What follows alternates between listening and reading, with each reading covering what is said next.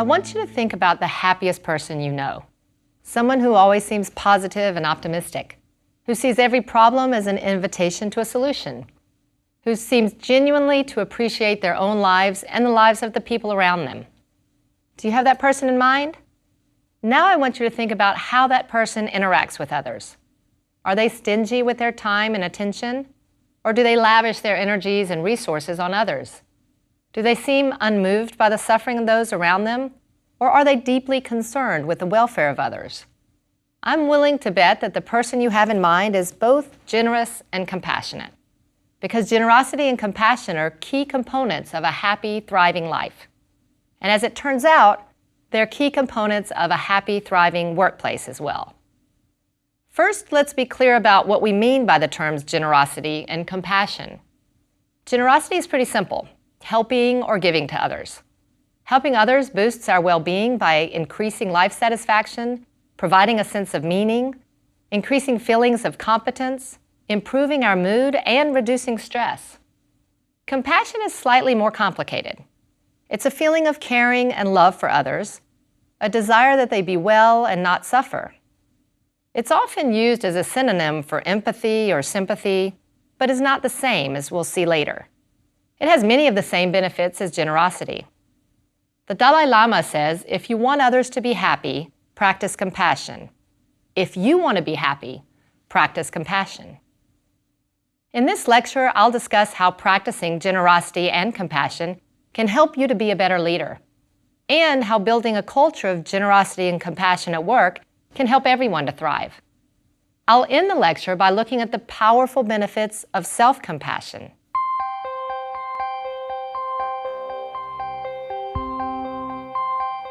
In the previous lecture on relationships, I mentioned that humans are highly social creatures because it's helped us to survive. It's likely that we're wired to be generous because helping others contributes to building social connections. Tribes who cooperated and sacrificed for one another were more likely to be victorious over other tribes. Scientists believe that nature not only rewarded the fittest, but also the kindest. Having stronger, more supportive social networks increased our chances of survival. The feel-good centers of our brains are activated when we give.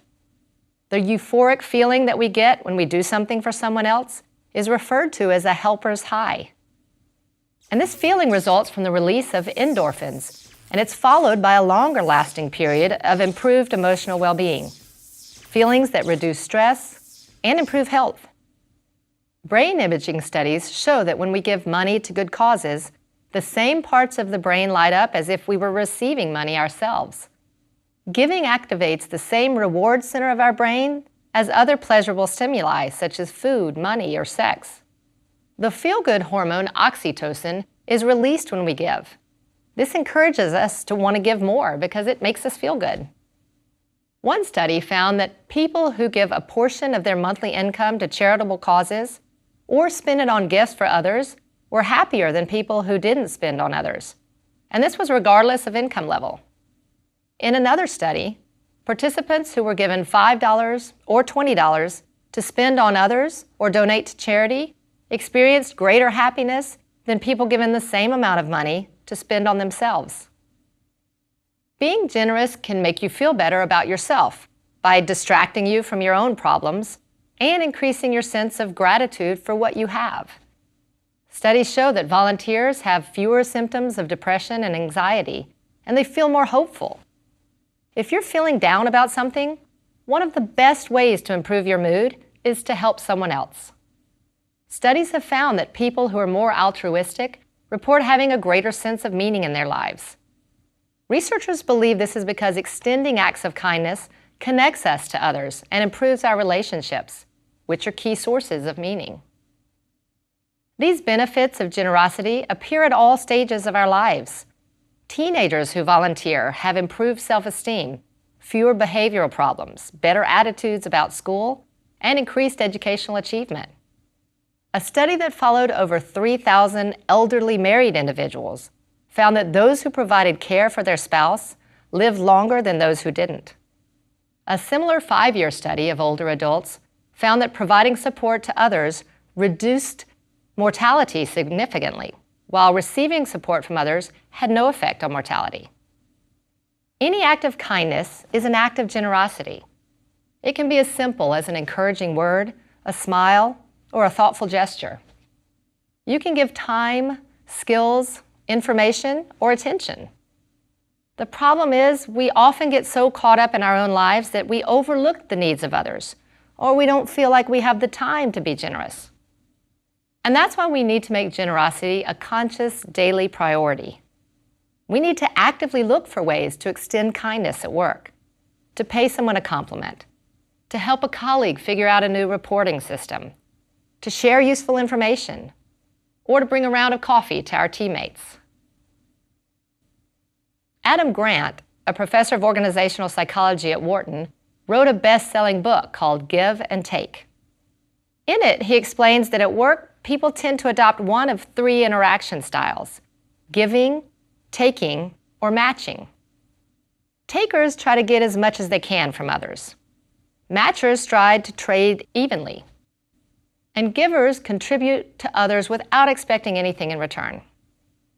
In his research, Grant found that the most successful employees are givers. Medical students who help each other out have the best grades. And more generous salespeople have higher revenues. Leaders who are givers create psychologically safe work environments that foster learning and innovation. Companies with a higher percentage of givers are more profitable. Grant explains how success is typically considered to be a combination of hard work, talent, and luck, but that how people interact with others is a fourth ingredient that's also critical but often overlooked. Acting in the interest of others helps people to succeed. Giving ultimately works to your advantage because it builds goodwill and trust, and others want to reciprocate by helping you out when you need something. Givers build stronger relationships that pay off later, and the sense of meaning and purpose giving provides energizes them to do more. Happiness researchers Michelle Geelan and Sean Aker also found that generosity, or what they call support provision, was one of the greatest predictors of success at work. Their research showed that people who give the most support to others are more engaged and are 65% more likely to get a promotion. Now, there is a caveat here. I should mention that Grant's research revealed that givers are also the worst performers. When you look at the performance of all employees, the very top performers are givers, the middle performers are a mix of takers and matchers, and the bottom performers are givers. So why is that? Well, some givers don't have time to get their own work done because they're either exploited by others or they become so exhausted they burn out. Givers have to be careful to give in ways that also protects them from these potential pitfalls.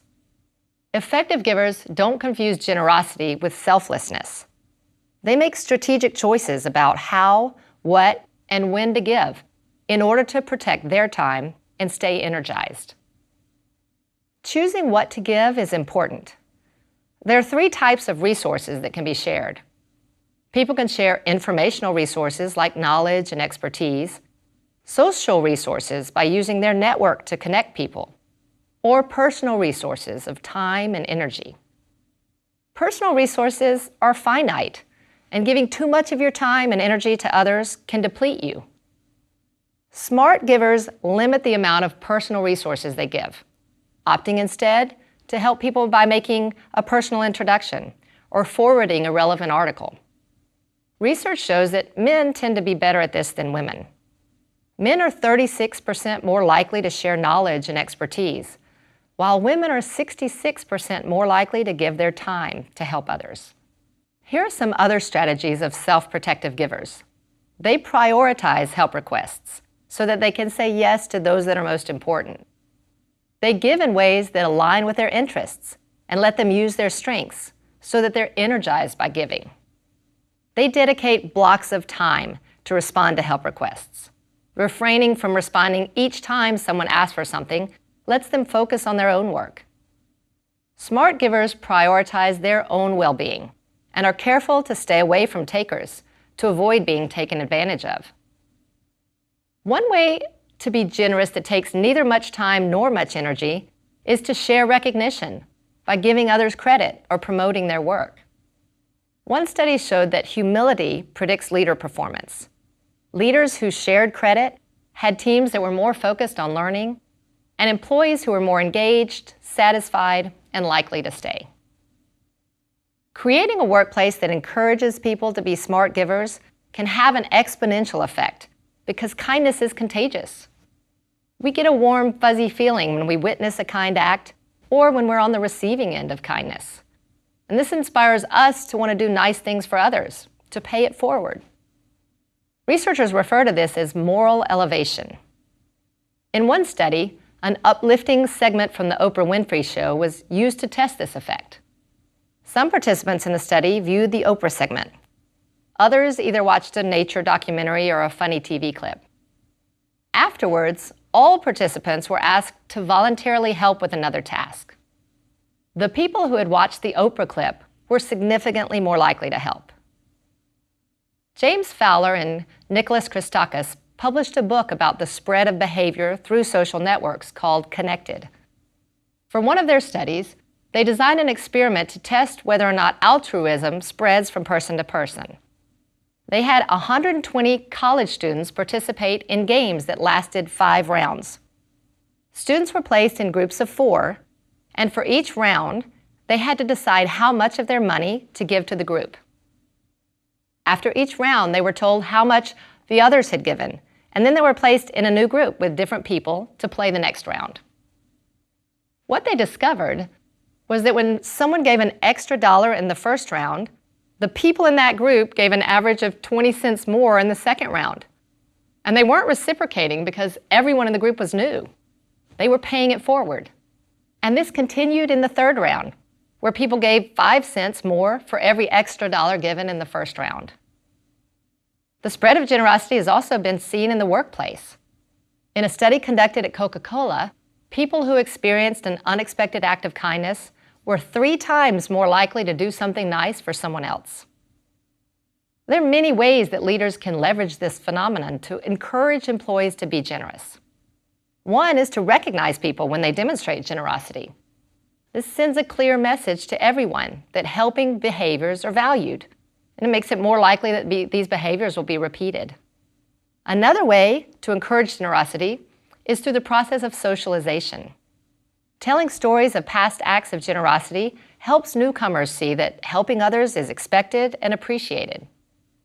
Assigning specific individuals to help new members adjust demonstrates through actions, not just words, that helping is highly valued. Mentorship programs provide opportunities for more experienced employees to help younger employees with their careers. People who serve as mentors typically find it rewarding to be able to give back by using their experience to make a difference in someone else's career. 70 to 90% of giving occurs because someone asks for help. So more people will be givers if more people ask for help. But employees are often reluctant to seek help because they worry that it reveals a weakness. Creating an environment of psychological safety lets people feel more comfortable asking for help. You can also create structures or processes that encourage help seeking. Warby Parker, a company that sells eyeglasses, has a system where people can post ideas for improvement. Employees often post suggestions for things that they themselves can't do, which is essentially asking that someone else do it. Leading by example is also a powerful way to create a culture of generosity. Leaders who practice acts of kindness set in motion positive reactions, inspiring those around them to follow suit. You may want to try the 5-minute favor. Each day, take just 5 minutes to do a favor for someone. Make an introduction, share an interesting article, or suggest a new mindfulness app. Let's turn now from generosity to compassion.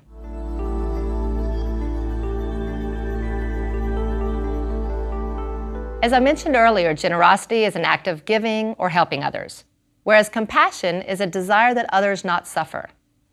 Compassion is associated with greater happiness, lower stress, higher self-confidence, and more resilience. In order to better understand compassion, we need to look at how compassion differs from empathy. Empathy is feeling someone else's pain, whereas compassion is an awareness of someone's pain combined with a desire to help. A few years ago, I was at a conference, and I heard Tanja Singer, a neuroscientist from the Max Planck Institute in Germany, and Matthew Ricard, a Buddhist monk who's also a scientist, speak about empathy and compassion. They told us about an experiment that Tanja had done with Matthew as a subject. Using an fMRI machine, Tanja measured Matthew's brain activity while he was meditating. She first asked him to direct compassion towards people who were suffering. Matthew said he experienced a warm, positive state, and the regions of his brain associated with affiliation, positive emotions, and rewards were activated. Then Tanja asked him to focus on feeling empathy. Matthew said it was almost intolerable and left him emotionally exhausted. Tanja reported that completely different regions in his brain, the ones associated with pain and unpleasantness, were activated. Another way to think about it is that empathy is feeling with someone, whereas compassion is feeling for someone. With empathy, you feel what another person is feeling. The same area of the brain that is activated in a person who is suffering is activated in the person who feels empathy. Empathy is associated with negative feelings of stress, self-protection, withdrawal, and poor health. It can leave you feeling emotionally drained and overwhelmed. That's why empathy can lead to burnout. And you see this a lot with people working in the field of healthcare or with first responders. Compassion, on the other hand, involves concern for another person. You're aware of their suffering, but you don't experience those same feelings. This makes compassion much more constructive. It lets you connect with another person's suffering without becoming too distressed yourself. Compassion is associated with positive emotions of love, helping behaviors, and good health.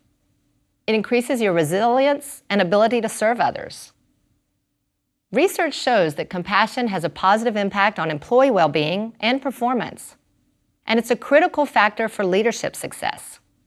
Compassion in the workplace has been linked to positive emotions, reduced stress, less burnout, more collaboration, and higher levels of commitment.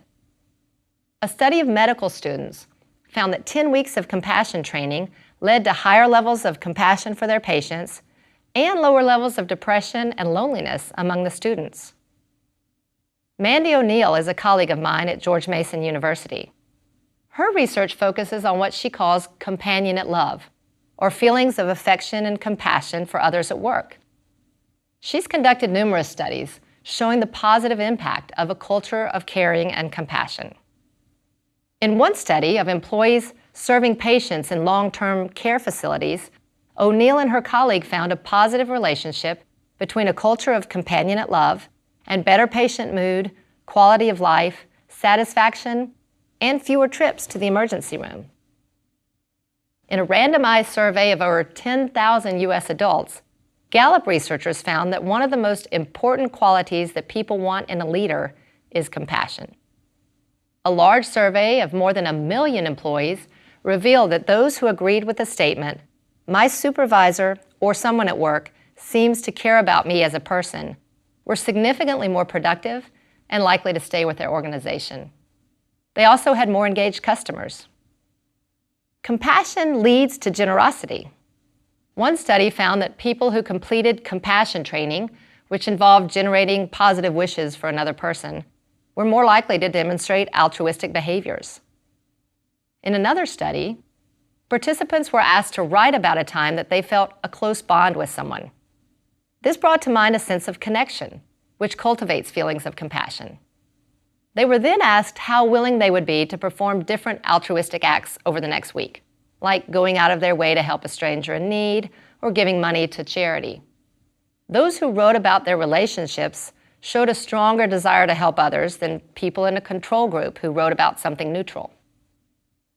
In a follow-up study, participants either read words evoking social connections or neutral words. Afterwards, they were given the opportunity to donate some of the money they were given for participating in the study to the Red Cross. Almost half of those who read about social connections, which increased their sense of compassion, chose to donate, versus only 20% of the control group.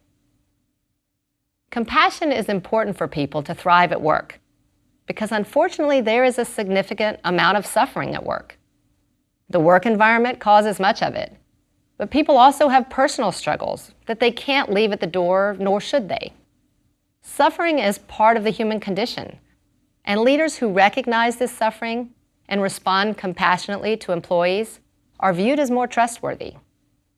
Compassionate leaders create a culture of psychological safety, which fosters learning and encourages innovation. Employees who feel cared for are more engaged and more loyal.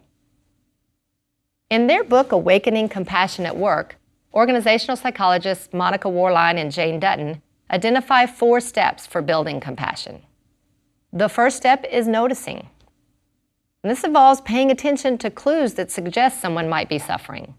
Their body language, tone of voice, or unusual behavior. Then you can ask them about what might be going on. Often we're too busy, overloaded, or distracted to pay attention to the other people's lives. If you notice more, you'll automatically become more compassionate because you'll see that people are in pain. You may remember the study I mentioned in the lecture on mindfulness, showing that people who had completed mindfulness training were more likely to give their seat to a person with crutches. And that's because they were more likely to notice the person needed a seat. The second step is interpretation. And this means considering people's suffering to be real and worthy.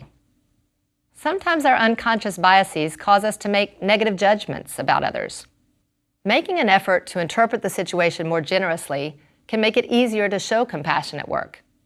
Maybe they're under a lot of pressure, so you can understand how they might have made that mistake. Remind yourself that everyone has troubles, and you don't know how the people you work with might be suffering. The third step is feeling. Feeling concern for what other people are going through makes compassion easier. It can help to remind ourselves that we're all the same. We share the same fears and the same desires. The Buddhist tradition puts it this way: just like me, you want to be happy. Just like me, you want to be free of suffering. Getting to know people makes it easier to understand what they might be feeling. Talk to your colleagues. Ask how they're doing, how they're feeling. Understanding how people feel is necessary for compassion, but it's not sufficient. We need to go one step further.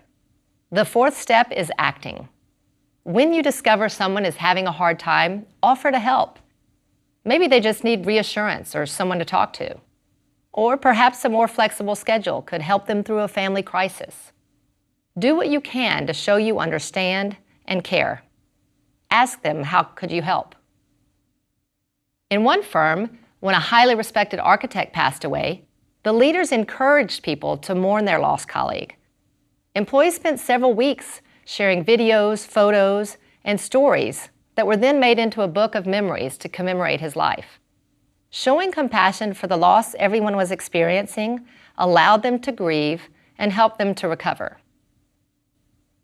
When John Chambers was the CEO of Cisco Systems, he had a policy that whenever an employee suffered a significant loss, like a death in the family, he would contact that employee within 48 hours to offer his condolences and help.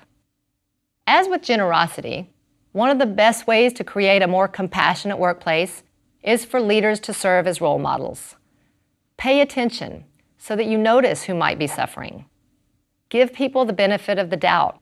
Try not to judge them. Ask how they're feeling. Show that you care by offering to help. Your actions as a leader will shape organizational norms around caring and compassion. You can encourage people to practice compassion at work by formally recognizing and celebrating compassionate acts. The more often people interact with one another, the more likely they are to notice that someone's suffering. And they're more likely to respond to suffering when they feel close to someone. So taking some of the steps I mentioned in the lecture on relationships to foster closeness among employees can increase the likelihood that people act with compassion. So we've seen that showing compassion at work can help you to be a better leader. Feeling compassion for yourself can too.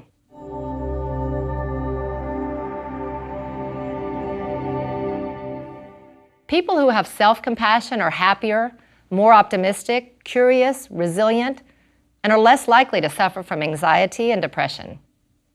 Self-compassion is being kind and understanding toward yourself instead of being self-critical. It's confronting your own suffering with an attitude of warmth and kindness without judgment. Having compassion for others isn't always easy, especially for someone who's done you wrong or with whom you disagree. But what's even harder for many of us is to have compassion for ourselves. Our competitive society pushes us to try to do more, to achieve more, to be the best. If we don't live up to our own expectations, we often beat ourselves up with self-criticism. Honestly, most of us treat others a whole lot better than we treat ourselves. Think of the things you tell yourself when you mess up or fail to achieve a goal. I bet you would never say some of those things to a friend or even a stranger, right? Learning to accept ourselves for better and worse, and being kinder to ourselves when things go wrong, increases our well-being. Kristen Neff, a professor at the University of Texas at Austin, is the world's leading expert on self-compassion. She developed a way of measuring it about a decade ago that has led to a surge of research on the topic. She published a book called Self-Compassion and has created an 8-week program to teach self-compassion skills. Neff describes 3 main elements needed to cultivate self-compassion: mindfulness, kindness, and a sense of common humanity. The first step toward self-compassion is to be mindful so that you notice when you're suffering. We saw the same thing with compassion for others. You'll only have compassion if you're mindful enough to be aware that others are suffering. Self-compassion requires that you be mindful of your own thoughts and feelings. When you make a mistake, you need to recognize that you feel badly about it, that you're disappointed or upset. And we often try to suppress or ignore these feelings. Mindfulness helps us to notice and accept negative feelings about ourselves so that we can respond with self-compassion. The second step is to respond by being kind, caring, and supportive toward yourself. Our tendency when we make a mistake is to beat ourselves up. With self-compassion, we respond instead with tolerance and understanding. We offer ourselves acceptance and encouragement. And this requires paying attention to your self-talk. When you catch yourself being self-critical, replace those thoughts with something kind. The third step is to recognize that imperfection is part of the human experience. Self-compassion comes from having a sense of common humanity, understanding that nobody is perfect. Pain and failure are unavoidable aspects of life for all human beings. This can help you to see your experience as part of the larger human experience and not as isolated to you personally. If we think that we're the only people to mess up or not be good at something, this makes us feel inadequate and can lead to feelings of shame. On the contrary, if we realize this is something everyone feels at times in their lives, it gives us a sense of being connected to others and enables us to have the same caring, kindness, and concern towards ourselves as we do to those close to us. Now, some people worry that having too much self-compassion might prevent them from being successful. We think that being hard on ourselves is important for self-discipline.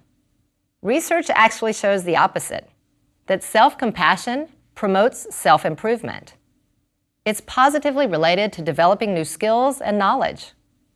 Caring about ourselves makes us want to grow and reach our full potential. It motivates us to work through challenges and learn from mistakes. Self-criticism erodes our confidence, making us feel insecure and inadequate. And this can lead us to feel hopeless about our potential for positive change, which reduces our motivation to take action. If we show ourselves encouragement and acceptance rather than frustration, we're less afraid of failure and more willing to learn from mistakes. Self-compassion helps us see setbacks as a normal part of the process, so we're less likely to give up. Self-compassionate individuals are more likely to see personal weaknesses as something that can be changed. In one experiment, participants took part in mock job interviews in which they were asked to describe their greatest weakness. People with more self-compassion didn't downplay their weaknesses, but they were much less anxious and threatened by the whole experience. Another concern is that self-compassion may lead people to engage in less ethical behavior because they're more likely to let themselves off the hook. Studies again have shown the opposite to be true. People with self-compassion have been found to be more likely to take responsibility for transgressions, holding themselves to a higher moral standard. In one study, participants were asked to choose an easy or a hard task after being told that another participant would have to complete the other task. Those who chose the easy task were considered to have displayed selfish behavior, and they continued to the next phase of the experiment. Half of them participated in a writing exercise that induced them to feel self-compassion, while the other half wrote about a hobby. Afterwards, they were all asked to rate how selfish they had been in the initial task. Those who had written about self-compassion rated their selfish behavior more harshly than those in the control group. Self-compassion appeared to increase their willingness to take responsibility for poor behavior. Researchers believe that self-compassion leads to higher feelings of self-worth. So self-compassionate people are less threatened by their own shortcomings, which makes them more willing to acknowledge them. This may explain why a study of 135 nurses found a significant positive correlation between self-compassion and emotional intelligence. Self-compassion likely increases our acceptance of the full range of our emotions, even those that may be unwanted. And this openness would increase emotional awareness, which is a critical element of emotional intelligence. Having constant criticism in your head about not being good enough is a sure way to be unhappy. It can also undermine your performance and hold you back from trying new things. Self-compassion lets you put your imperfections and the mistakes you make into perspective, seeing them as a normal part of life. This will help you to feel better about yourself and will motivate you to take action and keep trying in the face of setbacks. I encourage you to assess your workplace environment in terms of generosity and compassion. Is it modeled by you and other leaders? Is it recognized and rewarded? Even small steps in this direction can transform your workplace culture and help every part of your business to thrive.